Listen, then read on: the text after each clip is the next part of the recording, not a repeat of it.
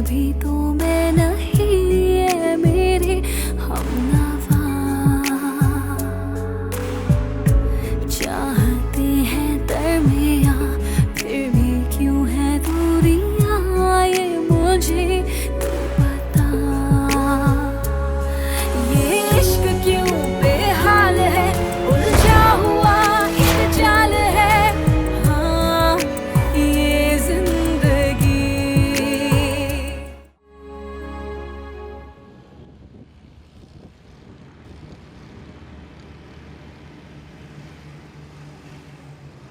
فؤاد یکم تندتر برو زود باش اگه مامانم برسه خب من کاره داریم میریم دیگه عزیزم غذا رو هم نفهمیدیم چی خوردیم عجله نکن داریم میریم دیگه خب آخه چه جوری میفهمیدیم غذا چی خوردیم من دلم شور میزنه اگه مامانم قبل من برسه باشه من متاسفم اشتباه من بوده مجبورت کردم اما با عجله هیچی درست نمیشه همیشه که قرار نیست بدون اجازه خانواده‌ات با میل خودمون جایی بریم که دختر باشه فهمیدی چی میگم باشه ما دیگه نمیریم چرا نمیریم چرا اگه تا الان رسیده باشه خونه مگه از این به بعد بهمون اجازه میده بریم بیرون آخه آره کاملا درست میگی کاره فکر کنم وقتشه که به همه دنیا در مورد خودمون بگیم وقتش دیگه رسیده عزیزم مگه دیوونه شدی تو میدونی مامانم چی کار میکنه فؤاد اگه منو بدم به یکی دیگه و مجبورشم درسمو ول کنم خب اون وقت من چی کار کنم آها خوبه منم همینو میخوام آره ببین من یه رستوران خیلی خوب دیگه میشناسم باشه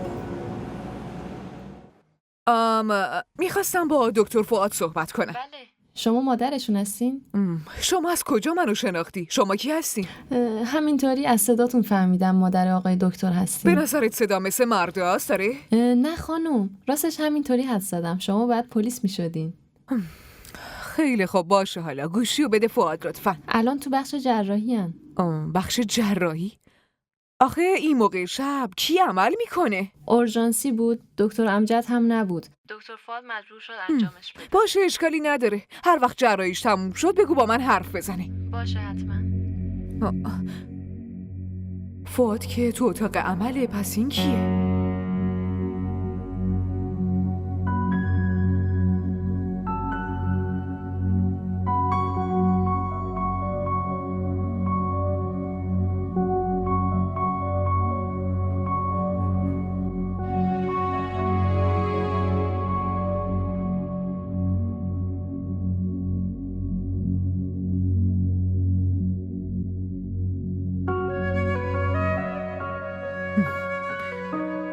اون کیه ها؟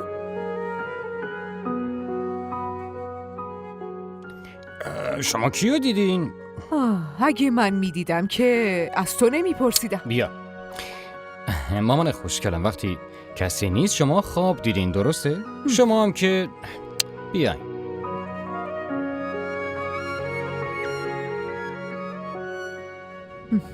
فکر کنم سایه یکی رو پسرم سنگینی میکنه.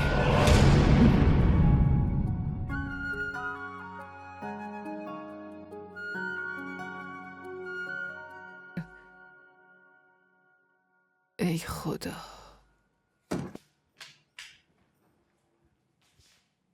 مامان شمایی؟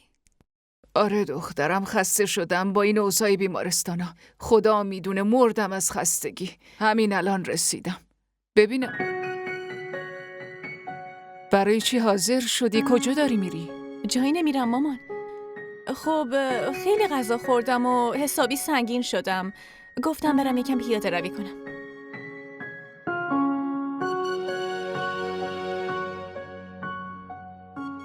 برای چی یه گوشواره رو گوشت انداختی؟ یه دونه است؟ دوتاشو گوشم کرده بودم. شاید وقتی داشتم راه میرفتم افتاده روی پشته بود. من دیگه برم لباسمو عوض کنم. ای خدا نمیدونم. این دختر اونقدر درس خونده قاطی کرده. منم مثل خودش خل کرده.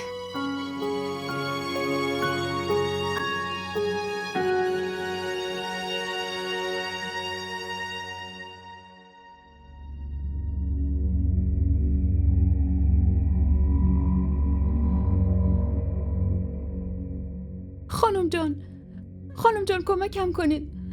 به خاطر خدا کمکم کنید. خانم خب بگو چی شده؟ نامادریم میخواد من با یه آدم پیر ازدواج کنم. زندگیمو از نابودی نجات بدین. بابام هم همش به حرف نامادریم گوش میده. نگران نباش، مشکل تو فهمیدم. همه چی درست میشه. چطوری درست میشه؟ ساکت شو. حضرت بیبی بهت زبون داده. اسمت چیه؟ اسمم شکیلاست. برو خونه شکیلا. همه چی درست میشه.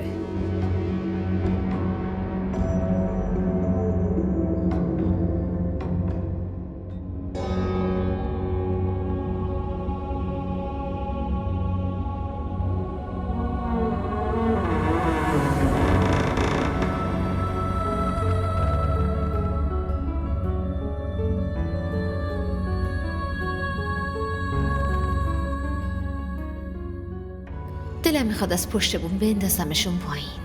هر کی میاد تو خونه من اینجا رو کثیف میکنه و به هم میریزه.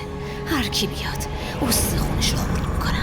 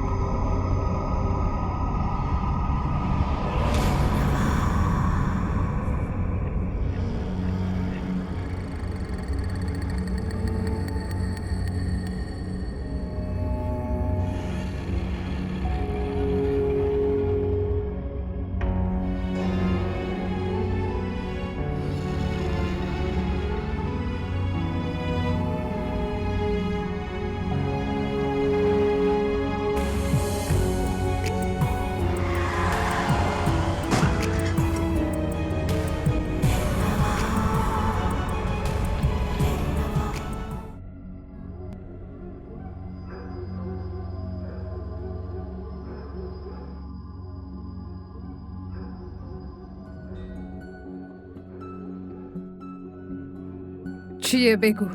چه خبری آوردی؟ من رسوندمشون بیمارستان حضرت بیبی. دیگه نه خبری از عروسی هست نه جشن آواز. شما با کی حرف میزنید؟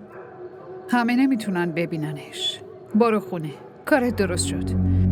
پیریو فرستادیم بیمارستان. شما خیلی قدرت دارین. هر ناممکنی رو ممکن میکنید. من مطمئن بودم که فقط شما میتونید این کارو بکنید. حالا برو خونه. وقت دعا خوندنمه.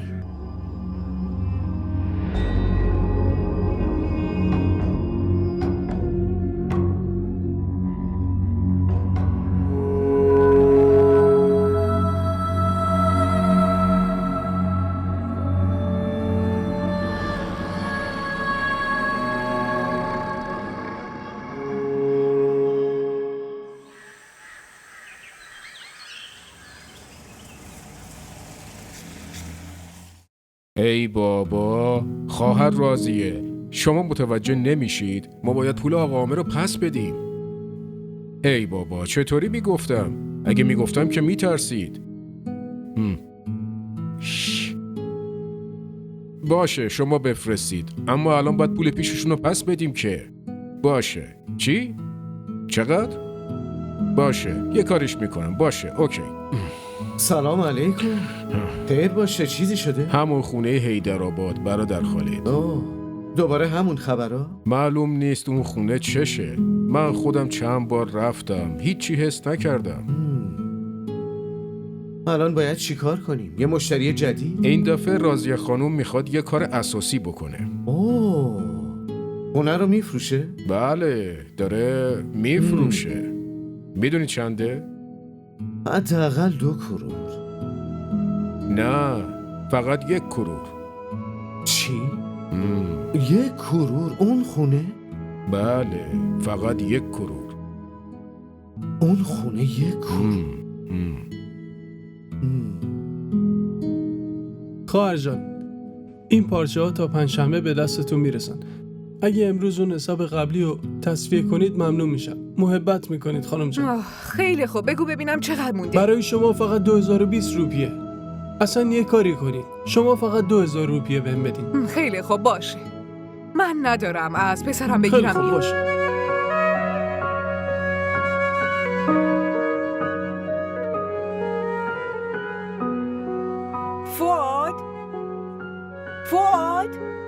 بله. پسرم من 2000 تا لازم دارم. ای بابا مامان از تو کیف پولم وردار دیگه. کیفت کجاست پسرم؟ همین دور و بره، بگردین یکم. پسرم کیف پولت اینجا نیست آخه. مامانی شاید یادم رفته گذاشتم تو ماشین. لطفاً از تو ماشین بیارین. خیلی تو حواس پرتی فؤاد.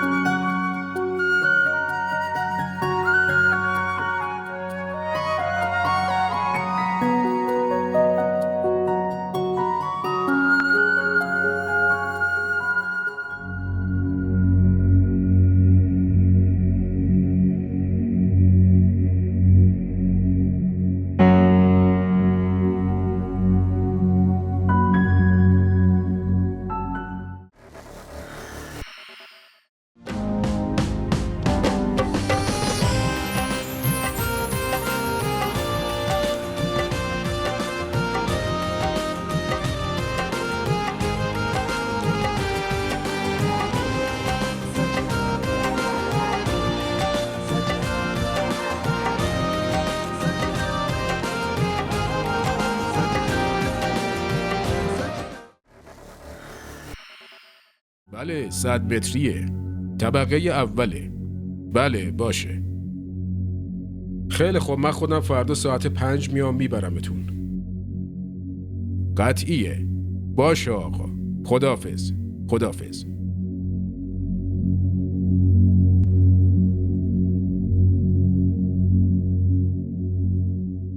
چی شده برادر خالد؟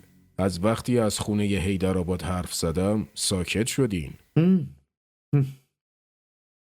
داداش اجازه داشتم فکر میکردم که خونه خوبیه ها. خودم بگیرمش؟ حتما این کارو بکنید برادر خالد. کیس خوبیه. من اگه خودم پول داشتم اصلا دست نمی کردم. خونه خیلی خوبیه، جاشم عالیه. باید بخرمش. 3-4 روز بهم وقت بدین خودم رو جمع و جور کنم، اما سعی کنین یکم قیمت رو پایین تر بیارین، هرچی کمتر بهتر. برادر خالد من همه سعیمو میکنم، اما شما هم عجله کنید. راضیه خانم خسته شده، میخواد همه وسایلشو بفروشه و از کشور بره. باشه حتما انجامش میدم، درستش میکنم. فقط این که من داخل اون خونه رو ندیدم، نشونم میدی؟ بله حتما، هر وقت بخواین. امروز با این مشتری وقت دارم، یه کاری کنیم فردا بریم. حتما بریم.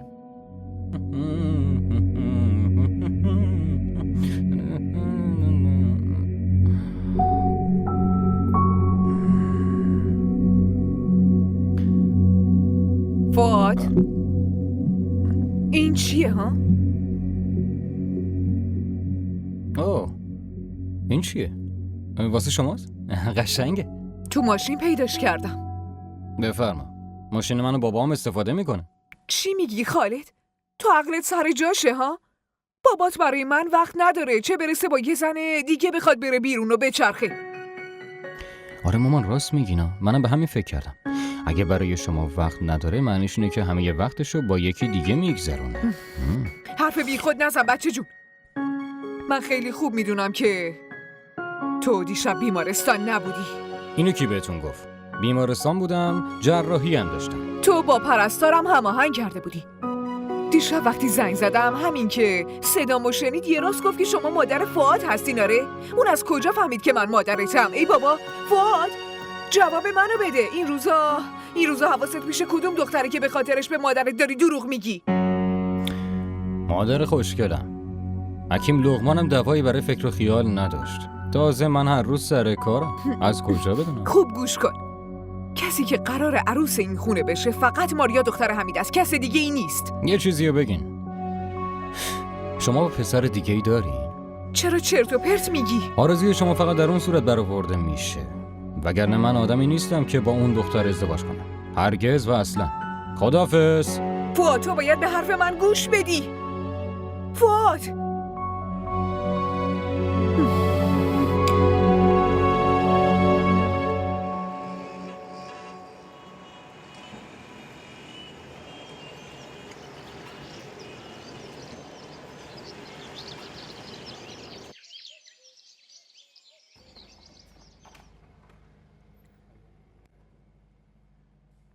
وای اینجا رو.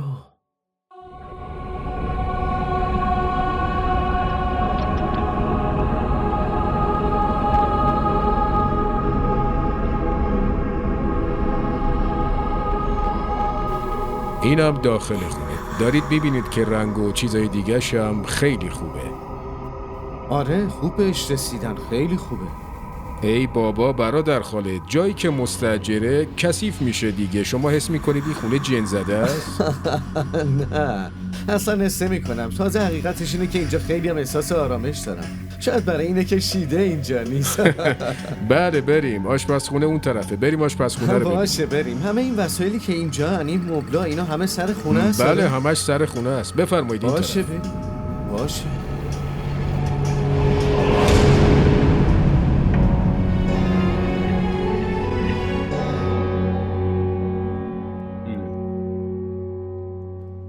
جواب آزمایشم اومده. یه مقداری عفونت داریم. 2 روز بیشتر باید آنتیبیوتیک مصرف کنیم. من اینجا می نویسم که به پرستاری اطلاع بدین. باشه؟ بله آقا. ایشون میگن توی دهنشون آفت زده. نه نگران اون نباشین. تو این شرایط سیستم ایمنی بدن یکمی ضعیف میشه. واسه همین اینطوری میشین. انشالله 2-3 روز دیگه کامل خوب میشین. باشه؟ یه داروی جدیدم هست که بهشون بدین. اینجا می نویسم. ببخشید. الو چیه کارن؟ بگو همه چی خوبه؟ فواد من خیلی میترسم. میدونی توی زندگیم اولین باریه که بدون اینکه به مامانم بگم رفتم بیرون. خب اونا خیلی به من اعتماد دارن ولی تو با اعتمادشون چی کار کردی؟ باید قوی باشی دختر. توی ازدواج غیر سنتی از این مشکلات هست. باید با کل دنیا جنگید. ولی من نباید دروغ میگفتم. اشکال نداره جونم. تو فقط مراقب خودت باش، همه چی درست میشه. من وقتی اومدم خونه شب رو پشت بوم همو میبینیم. باشه ببخشید. مراقب خودت باش. خداحافظ.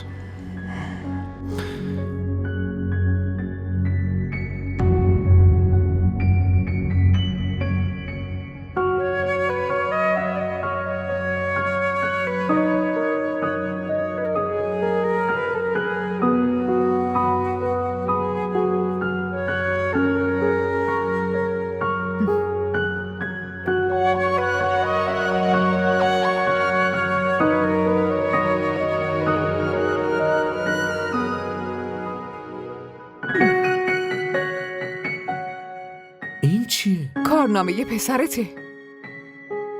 جدیدن گوشواره گوشش میکنه. آره نه خیر، حضرت آقا حواسش پیش یه دختر دیگه است. اوه ماشاءالله ماشاءالله، مبارکه. معنیش اینه که پسرمون برامون یه عروس پسند کرده.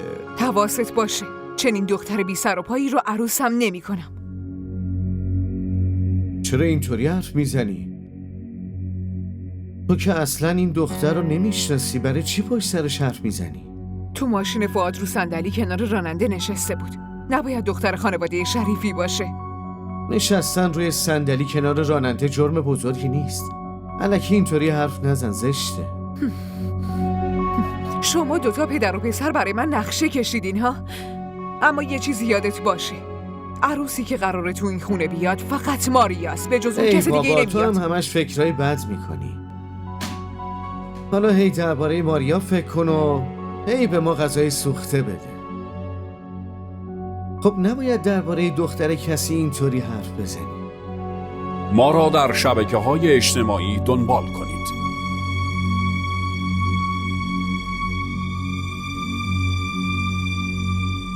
توی ازدواج غیر سنتی از این مشکلات هست. باید با کل دنیا جنگید عزیزم. کارن، بله ببین دخترم، غذای مورد علاقت رو پختم، زود بیا. مامان نمیخواد انقدر حواستون به من باشه. من یه دختر که بیشتر ندارم. اما من لیاقت محبتهای شما رو ندارم مامان. ای بابا، عروسک من چش شده. چی شده؟ ببین، من 1000 بار بهت گفتم تو نگران درس و مشقت نباش. من که نمیذارم تو بری سر کار دخترم. مامان موضوع درس خوندن نیست. پس چی شده؟ چی شده کارن دخترم؟ بگو، منو اذیت نکن. کارن منو اذیت نکن، زود باش بگو چی شده؟ مامان لطفاً منو ببخش. من از اعتماد شما سوء استفاده کردم. چی داری میگی؟ مامان، اون دکتره که همسایمون هست، دکتر فؤاد. مامان، ما همدیگر رو خیلی دوست داریم و یه 2-3 باری همدیگر رو دیدیم. همدیگر رو دیدین؟ خب یعنی چی؟ منظورم اینه که ما با همدیگه شام خوردیم و اونم منو از دانشگاه رسوند خونه. اما مامان، فؤاد خیلی خوبه، خیلی منو دوست داره، عشق واقعی. مامان لطفاً منو ببخشید. شما که میدونید من هیچ وقت نمیتونم بهتون دروغ بگم، هیچی رو نمیتونم پنهان کنم. مامان، من هیچی رو نمیتونم ازتون پنهان کنم. لطفاً منو ببخشید مامان، لطفاً ببخشید، لطفاً ببخشید.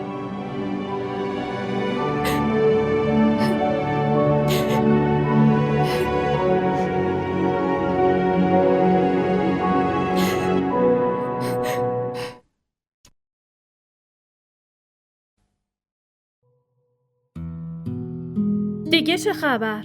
فؤاد چطوره؟ بهش بگو به خالش هم یه سری بزنه. نه اینطوری هم نیست. خیلی یاد تو و ماریا میفته، اما چی کار کنه، اصلا وقت نداره. کار داره دیگه. این روزا رفته بخش جراحی. ماشاءالله پسرم قراره جراح بشه. آره عجب. وقتی کسی خونه نبود ماریا و فؤاد رو به همدیگه نشون میدیم. تو بچگی دوتاشون با هم بودن، از وقتی بزرگ شدن همون ندیدن دیگه. ای بابا چطوری؟ پسرت نمیخواد ما رو ببینه. هر وقت اومدیم خونتون اونو ندیدیم. نمیخواد ما رو ببینه. نه عزیزم، اینطوری نیست. در اصل خیلی سرش شلوغه بچم. شما دوتا شب چی کار دارین ها؟ کار خاصی نداریم. بگو کاری داری؟ میخواستم که تو و ماریا شام بیاین پیش ما. فؤادم خونه است. اینطوری دوتا بچه ها همدیگر رو میبینن و آشنا میشن با هم. آره، ماریا اینو بشنوه خوشحال میشه. آها گوش کن، خودتو به زحمت ننداز. اینجا خونه خودمونه. نه زحمت چیه؟ همون دال روتی که خودمون میخوریم و برای شما هم میاریم دیگه عزیزم. اون سرویس رو بده ببینم. آره ببین. آره بده، خیلی خوب به نظر میاد. تو خودت دیزاینش کردی؟ آره. خیلی قشنگه، واقعا زیباست. واقعا آره خیلی زیباست.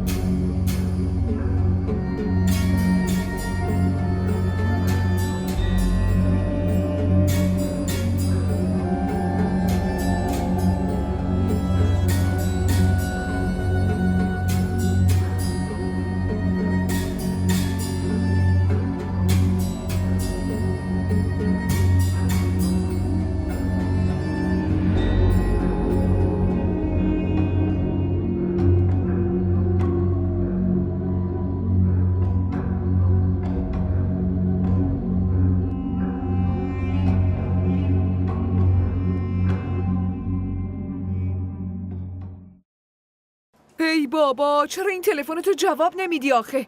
از صبح دارم بهت زنگ میزنم. بیشتر از خونه زندگیت اون مشتریات مهمن. کی گفت تلفنتو سایلنت کنی آخه؟ خیلی خوب گوش کن، حالا شب زود بیا، مهمون داریم. گفتم که ماریا و حمید شام بیان.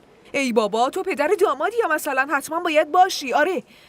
آره فقط سر وقت بیا لطفا. قبل 7 بیاین. خیلی خوب.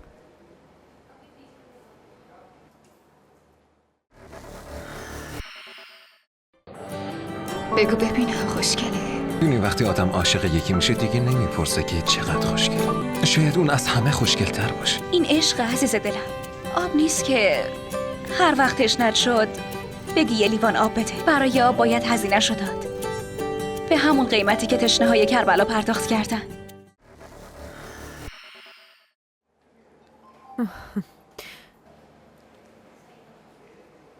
یه زنگ به فؤاد بزن لطفا. بگو مامانت اومده. دکتر فؤاد، میخواین صداشون کنم؟ الان دارم بیمارا رو ویزیت میکنم. نه ولش کن، اگه سر کاره که هیچی. خیلی دلم شور میزد، میخواستم فشار خونم رو چک کنم. مشکلی نیست، من انجام میدم. روبینا فشار خون خانم رو چک کن لطفا. بیاد خاله، ما براتون چک میکنم. خیلی خوب، بریم.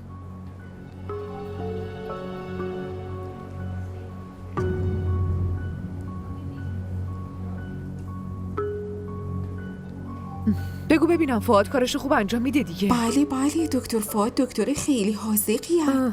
اصلا از کارش نمیزنه؟ منظورم اینه که مثلا بخواد دیر بیاد و اینا. هیچ وقت دیر نمیان. دکتر فؤاد دکتر خیلی مسئولیت پذیریه. تایم کاریش هم تموم میشه باز مریضا رو میبینه. خب گوش کن ببینم، تو بخشتون همه دکترها آقا هستن یا دکتر خانم هم دارید؟ پزشک خانم این روزا اصلا نداریم، فقط دکتر بشرا بودن. 2 هفته پیش مرخصی گرفتن رفتن، عروسیشون بود. آها، هیچ دکتری نمیاد فؤادو ببینه؟ بله.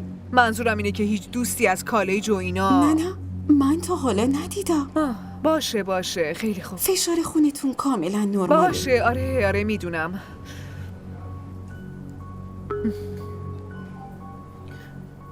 شما بشینید، دکتر فؤادو صدا میکنم. نه اصلا نمیخواد بهش بگی که من اومده بودم اینجا، الکی نگران میشه. من خوبم، خیلی خوبم. خیلی خوب. امروز خیلی گرمه. تو بگو چی کار داشتی؟ چه کاری میتونم داشته باشم؟ مامان یه دختر جوون به جز فکر ازدواج دخترش دیگه نگران چی میتونه باشه؟ من چند تا مورد خوب سراغ دارم. نشونت بدم؟ بلقیس، تو فقط خواستگارایی که خارجن رو نشون میدی. میخوام دخترم پیشم باشه، دور نره. پس داماد سرخونه میخوای؟ ای بابا نه، منظورم اینه که تو همین محله های اطراف بگرد، ببین تو همسایه های پسر تحصیل کرده خوب باید باشه. اون همسایتون شیده هست. پسرشون ماشاءالله خیلی قشنگه، میگن دکترم هست. اما اون با کسی رفت آمد نداره. آره یکم مغروره. منم یه بار رفتم اما خیلی معلم نذاشت، اما باز میشه باهاشون حرف زد. خدا رو چه دیدی؟ ممکنه دخترمون کارن همسایمون بشه. آره بلقیس، اگه اینطوری بشه چقدر خوب میشه. دخترم پیشمه، هر وقت بخوام میتونم ببینمش. من با شیده یه سلام علیکی دارم، میتونم باهاش حرف بزنم. ممکنه اونم واسه پسرش دنباله دختر خوب باشه. آره خوبه، خدا خیرت بده. خب تا تو شربتتو بخوری من برات نون داغ میپزم تا با قیمه بخوری. نه افشان دست در نکنه، الان باید من برم پیش برات درست مشتری. میکنم. اگه عجله داری با خودت ببر، اما من برات درست میکنم. باشه میمونی؟ فهمیدی؟ گوش کن افشان، من یه روز دیگه میام، بعد با هم میشینیم نون ای بابا عجب خلیه اینا.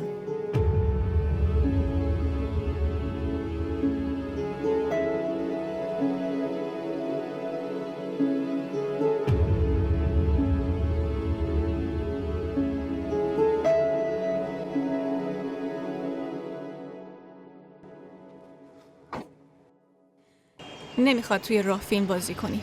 هیچ فیلمی در کار نیست، میخوام باهات حرف بزنم. تو چرا اینقدر راه میفتی دنبال من؟ چی میخوای؟ معلومه دوستت دارم، گفتم بیام بهت بگم. هر چی میخوای بگی، لطفاً زود بگو و برو، من خیلی وقت ندارم. بیا تو ماشین بشین. چی کار میکنی فؤاد؟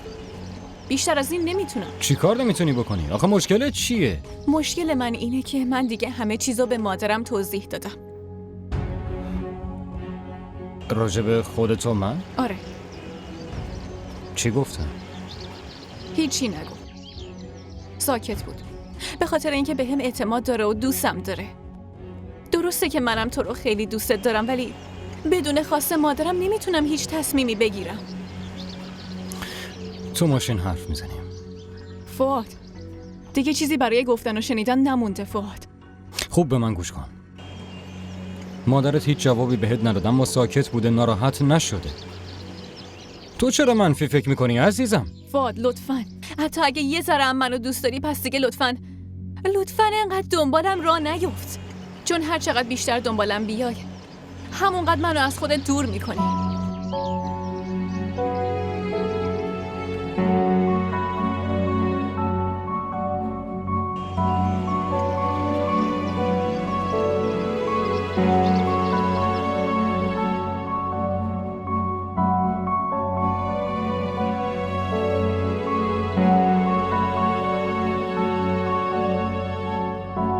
ما را در شبکه‌های اجتماعی دنبال کنید. دستت در نکنه، زحمت نکش. ای بابا چه زحمتی داره. تو بگو حالت چطور عزیزم؟ کار معرفی برای ازدواجت چطوری داره پیش میره ها؟ بگو ببینم. شکر خدا شیده، خیلی خوبه. تو که خودت خوب میدونی بعد از فوت شوهرم بچه‌هامو از همین را بزرگ کردم. خبر داری؟ ماشاءالله دختر بزرگم لیسانس گرفته. خیلی هم راحت شهرش دادم. خیلی هم خوبه عزیزم. چی بهتر از این که بچه‌ها به موقع ازدواج بخوان بکنن. به نظرم تو هم دیگه واسه پسرت دنبال دختر باش. یا به من بگو، من دخترای خیلی خوبی میشناسم. نه خودم یکی رو دیدم. واقعا؟ این که خیلی خوبه. دختر خواهر خودمه، ماریا. ماشاءالله خیلی خوشگله. مدیریت مالی میخونه. پس همه فکراتو کردی. وگرنه من یه دختر خیلی خوب میشناختم. اگه میخوای خودت میتونی ببینیش. دختر خیلی خوبیه. نه خودم حرف زدم. باشه، هر طور خودت صلاح میدونی. اما دختر خیلی خوبی بود. جالبش اینجاست که همسایتونه. همسایمه؟ کیو میگی؟ خب دختر افشان، کارن.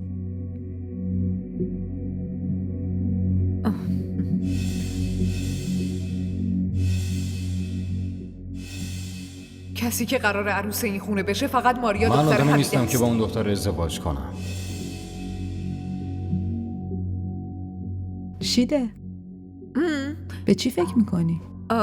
هیچی داشتم به کارن فکر میکردم. تو دیگه با همسایه ها رفت و آمد نداری. من که میگم خیلی آدمای خوبی هن. تو یه بار برو ببینشون حتما. آخه امروز خودم مهمون دارم، ولی وقت کنم یه سری میزنم حتما بهشون. حتما برو، خیلی دختر خوبیه.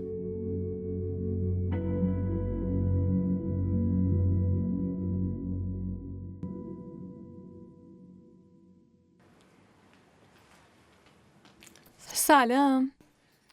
علیک سلام دخترم. دارین چی کار میکنی؟ هیچی. اینو ببین. دخترم گردنت بنداز ببین، خیلی بهت میاد. این که طلای شماست؟ آره. اما ببین دخترم، قشنگ مدلش امروزیه، نگاه کن. اینا که برای شما، پس من برای چی بندازم؟ ای بابا، اینا دیگه به من نمیاد. طلاهای سنگین. تو بنداز دیگه، من برای تو گذاشتم. مامان، هر وقت خواستیم جهازمو ببریم اینا رو میبریم. فکر کن وقتش رسیده.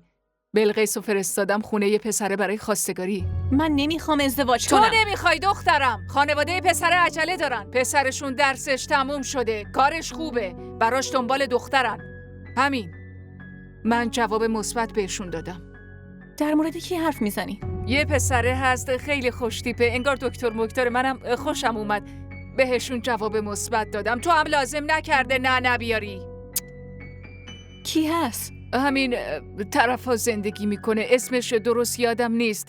همین این طرفا؟ اسم خوبی داشت. آها میدونی چیه؟ تمام روز زیر آفتاب رو پشت بوم راه میرفت. مامان منو ببخشید. منو ببخشید. تو منو ببخش عزیزم. چه جور مادری هستم. از علاقه دخترم، از عشقش هیچی نفهمیدم. منو ببخش. نه مامان، شما بهترینی. دوستتون دارم. منم دوستت دارم.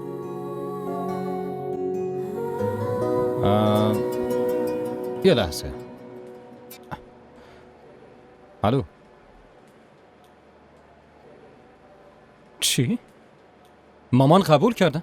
آره، دیروز گفته که بیاین خونم. آها، کسی به من یه لحظه گوش کن من بیمارستانم کار دارم. خیلی خوشحالم مامان قبول کرد. خوب گوش کن، دارم میرم. دوست دارم. خداحافظ.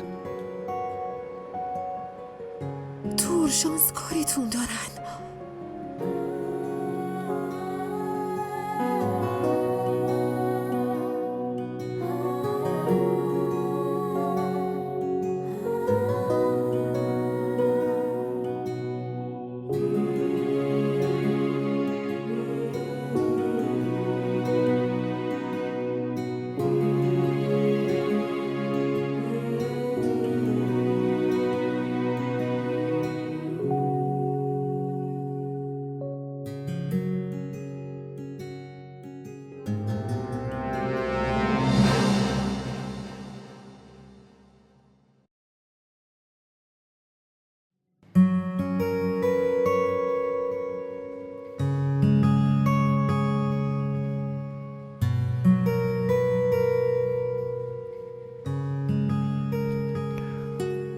سلام پدر.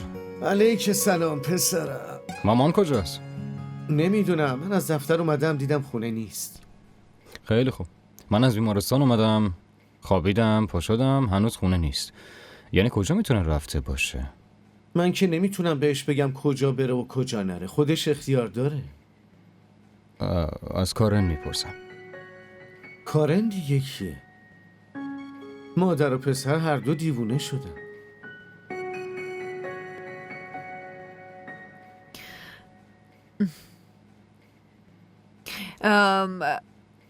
اسم دخترتون چیه؟ اسمش کارنه؟ بله کارن. چی کار میکنه؟ داره ارشد روانشناسی میگیره. دخترم خیلی باهوشه. شما ندا رو فرستادید خونه ما؟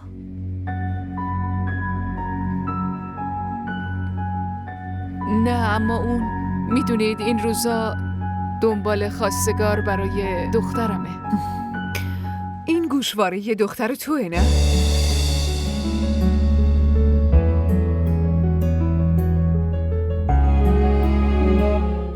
ولش کنین خانم کوچیک. بعدن این حرفا رو میفهمید. دلنواز بگو ببینم، تو هیچ وقت عاشق کسی نشدی؟